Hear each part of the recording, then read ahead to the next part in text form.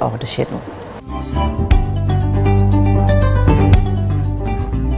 En République démocratique du Congo, Ibou, au moins 9 morts dans une explosion accidentelle au nord de Goma.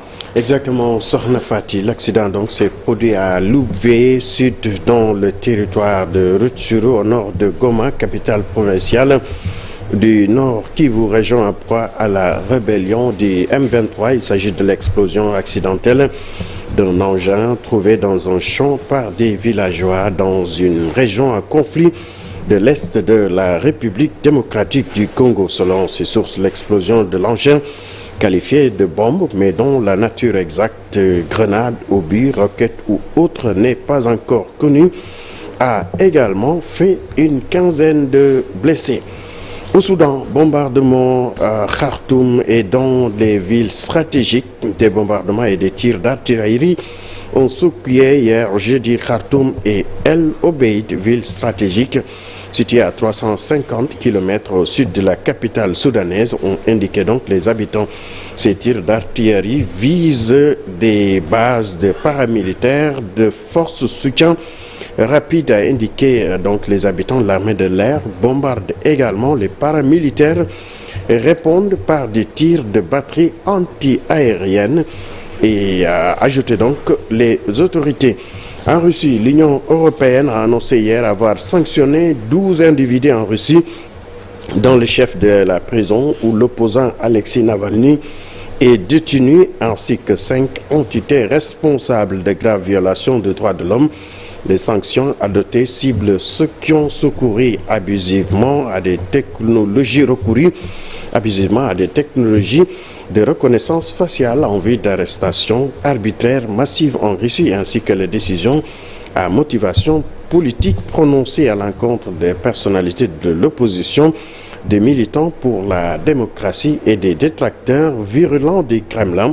20 ans de prison ont été donc requis contre l'opposant russe déjà emprisonné, Alexei Navalny, jugé depuis un mois à huis clos dans un nouveau procès pour extrémisme.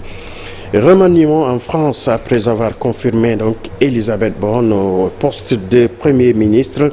Emmanuel Macron met la touche finale à un remaniement en préparation depuis plusieurs semaines. Comme attendu, Pape Ndiaye et Marlène Schiappa vont quitter donc le gouvernement. Elisabeth Borne reste Première ministre. Si elle souhaitait donner sa démission pour ensuite être reconduite à son poste, Emmanuel Macron a préféré banaliser la prolongation de son bail à Matignon.